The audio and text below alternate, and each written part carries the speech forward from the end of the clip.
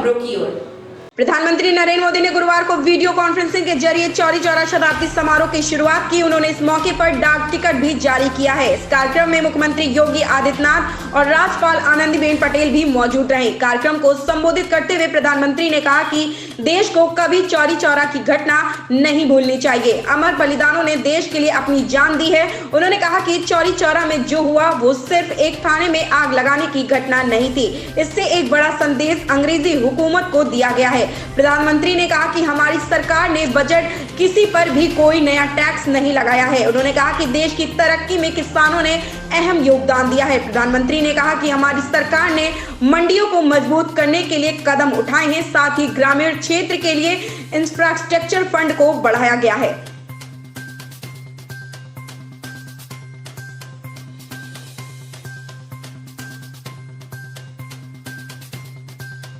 लखनऊ स्थित चौक के सुभाष मार्ग पर स्थित ध्रुव कॉम्प्लेक्स में बुधवार रात अचानक आग लग गई। शॉर्ट सर्किट की चपेट में आने से किराना और बेकरी के होलसेल की दुकान में रखा लाखों रुपए का सामान जलकर राख हो गया। सूचना पर पहुंची पुलिस व अग्निशमन की टीमों ने 2 घंटे की कड़ी मशक्कत के बाद आग पर काबू पाया। पुलिस के मुताबिक हादसे में कोई हताहत नहीं हुआ।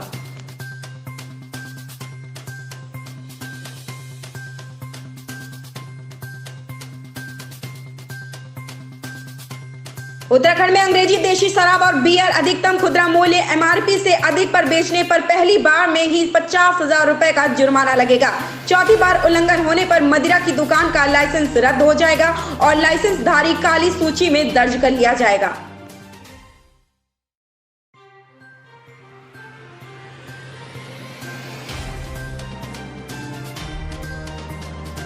डेडिकेटेड फ्रेट कॉरिडोर डीएफसीसी पर दिल्ली से कानपुर की ओर जा रही मालगाड़ी के लोको पायलट पर अज्ञात हमलावरों ने फायरिंग कर दी। मालगाड़ी के तेज गति से दौड़ने के कारण लोको पायलट बच गए। गोली इंजन के कैब में लगी है। हमलावर फायरिंग करने के बाद घटनास्थल से फरार हो गए। इस घटना से रेल, डीएफसीसी और प्रशासन में हड़कंप मच गया है। पुलिस घटना की जाँच कर रही है।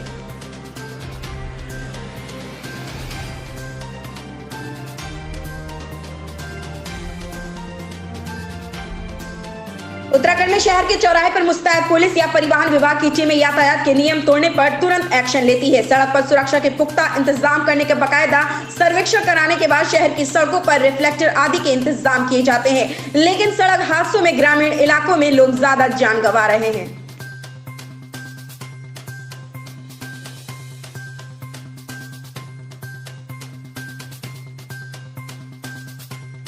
कांग्रेस महासचिव प्रियंका गांधी दिल्ली में 26 जनवरी को ट्रैक्टर रैली के दौरान मारे गए किसान के परिजनों को सांत्वना देने रामपुर पहुंची।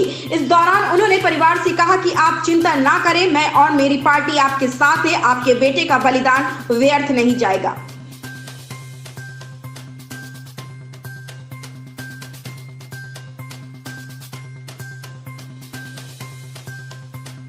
दिल्ली ट्रैफिक पुलिस के अनुसार किसान विरोध के कारण गाजीपुर बॉर्डर बंद है। नेशनल हाईवे 24, नेशनल हाईवे 9 पर नोएडा लिंक रोड से ट्रैफिक को डाइवर्ट किया गया है। मुर्गा मंडी और गाजीपुर आरए रोड नंबर 56 विकास मार्ग आईपी एक्सटेंशन नेशनल हाईवे 24 पर यातायात भारी है। पुलिस ने अपील की है कि अन्य सीमाओं से अवगमन करें।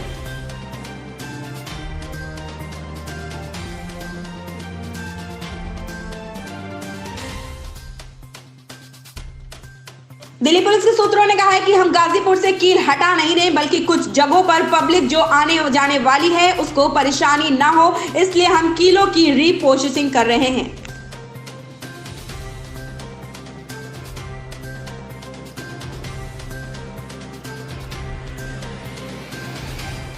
राजधानी देहरादून समेत कई क्षेत्रों में सुबह हल्की बारिश हुई है। पहाड़ों की रानी मसूरी और धनोल्टी में बुधवार सुबह से ही मौसम खराब है।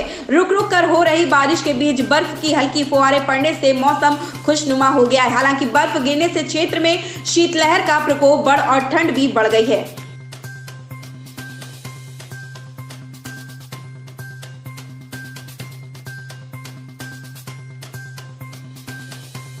उप मुख्यमंत्री डॉक्टर दिनेश शर्मा ने कहा है कि प्रदेश में 1 दर्जन से अधिक नए निजी विश्वविद्यालय स्थापना के लिए मंजूरी जल्द ही दी जाएगी।